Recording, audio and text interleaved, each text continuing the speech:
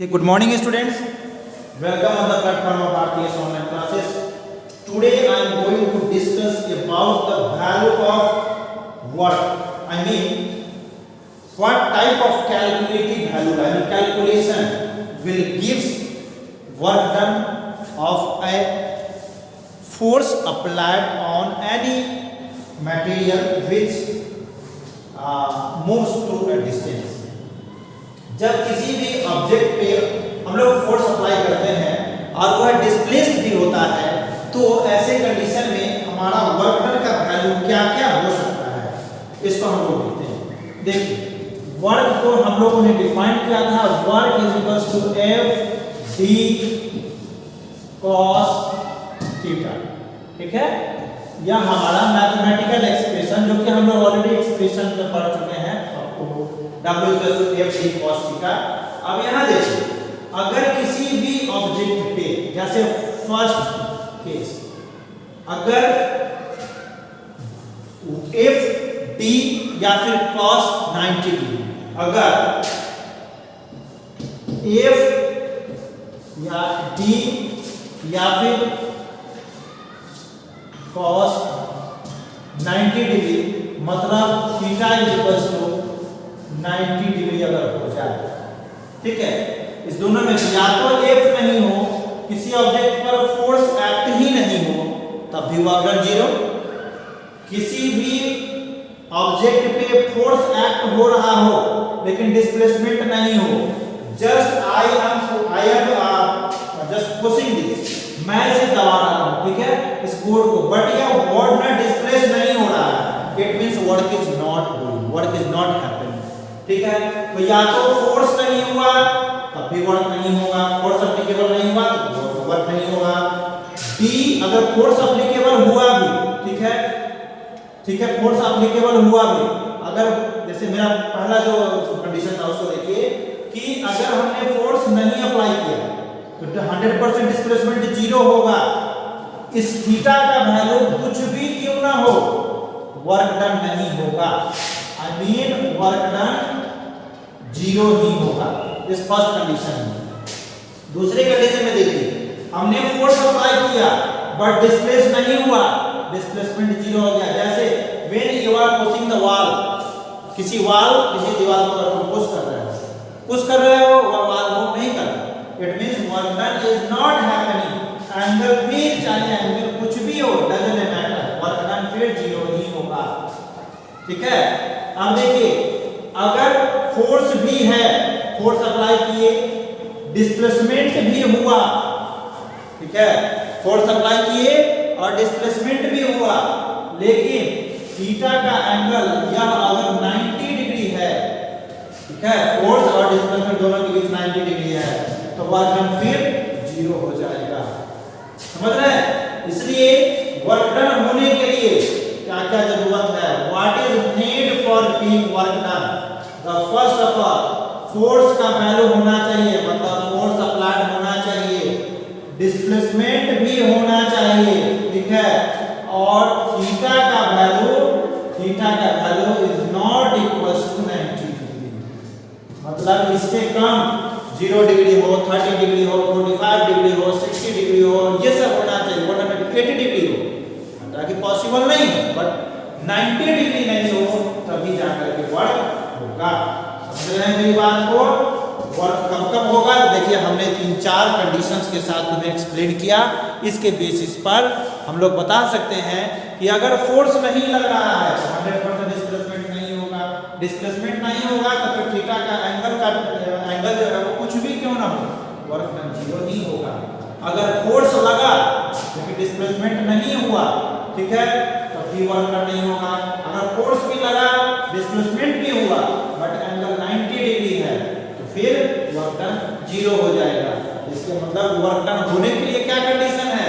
तो work done होने के लिए कंडीशन है कि फोर्स भी लगना चाहिए, डिस्प्लेसमेंट भी होना चाहिए और थीटा का वैल्यू, एंगल का वैल्यू 90 डिग्री के बराबर नहीं होना चाहिए, तभी वर्क डन होगा।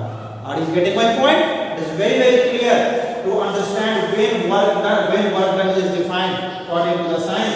That is, according to science, the work done is defined only when the force the value of force is applicable, I mean force is applicable, displacement also takes place, and the angle between force and displacement will not equals to 90 degree. Then the work is valid. Okay, that is very clear. And after that again we are going to calculate the value. So एक तो हमें पता चल गया कि work का value 0 भी हो सकता है।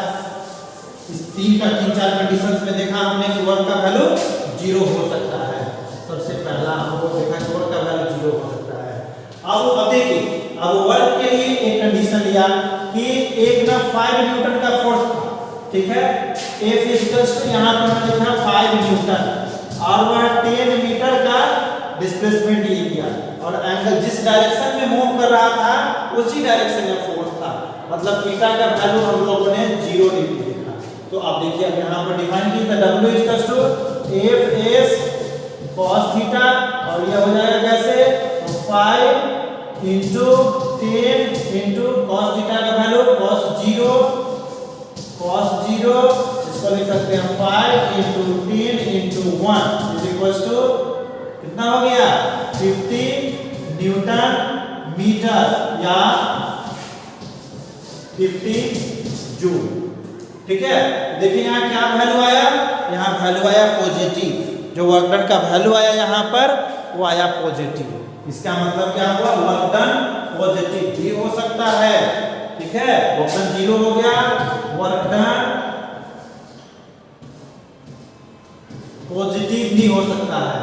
अब वर्क डन नेगेटिव कब होगा, तो जैसे देखिए जिस डायरेक्शन में मोशन हो रहा है उसके अपोजिट डायरेक्शन में फोर्स लग रहा हो तो वहां उसका थीटा का वैल्यू जो है 180 होगा और cos 180 -1 होता है, नेगेटिव होता है। तो इस कंडीशन में हम लोग इसको लिख सकते हैं कि जब थीटा का ये सब कुछ यही रहा, ठीक है, सारे चीज यही होंगे। अगर यहाँ पर या थीटा जो 0 डिग्री लिखे हैं 0 नहीं लिख करके 180 लिख दिया जाए, ठीक है, तब लिखिए तब वर्क का वैल्यू क्या आएगा, तो W इक्वल्स टू लिखते हैं Fs cos theta is equals to F के जगह पे 5 S के जगह पे 10 और cos theta cos 180 is equals to 5 into 10 into -1 that is -52, ठीक है। तो यहाँ क्या हुआ, यहाँ निगेटिव आ गया तो वर्क डन क्या हो सकता है, वर्क डन माइनस मतलब निगेटिव भी हो सकता है, ठीक है। तो तुमसे अगर पूछे ऑब्जेक्टिव क्वेश्चन में पूछा जाए तो value of work done will be, ए में होगा नेगेटिव, बी में होगा 0, सी में होगा पॉजिटिव, डी में होगा all of these. It means what, the value of work done will be all of these. It means the value of work done will be maybe 0, maybe positive, maybe negative, because it will depending upon what, it will depending upon the magnitude of force, the amount of displacement and the angle between force and displacement. Okay, so it is very clear from these examples. Now we are able to calculate the value of work in different conditions, ठीक है। अब just we have to here calculate, I am giving one of example. In this case we have to calculate the work done by gravitation. यहाँ लिख सकते हैं calculate the work done of gravitation,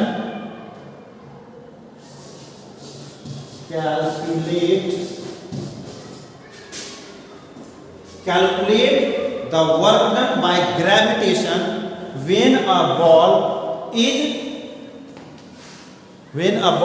is falling from a height of 5 meter, ठीक है। 5 metre के height से if the calculate a ball of 0.5 ग्राम, ठीक है, calculate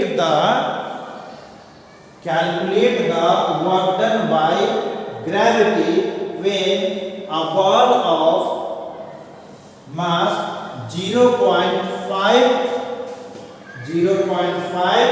gram is falling from a height of 5 meter, ठीक है। 5 मीटर के height, जैसे देखो यहाँ पे कोई बॉल है 0.5 ग्राम का, ठीक है, और यह ग्राउंड से यहाँ से 5 मीटर का है, 5 मीटर का है।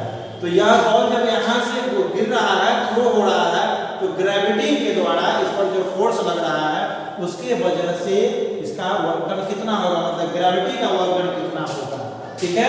इस चीज को सोल्व करो, सोल्व करके देखिए, क्योंकि इसमें प्रोसेस क्या होगा, तो सबसे पहले तो इस पे लगने वाला फोर्स, तो force due to gravity F equals to इसका mg, या कैलकुलेट कीजिए, मास 0.5, g का वैल्यू लीजिए 10, मल्टीप्लाई कीजिए, और उसका फोर्स हो गया 5 मीटर डाउन आ रहा है, तो इधर ही इसके मोशन का डायरेक्शन और इधर ही ग्रेविटी का डायरेक्शन, दोनों को प्रोडक्ट करके देखिए, इसका कैलकुलेशन होगा, ठीक है।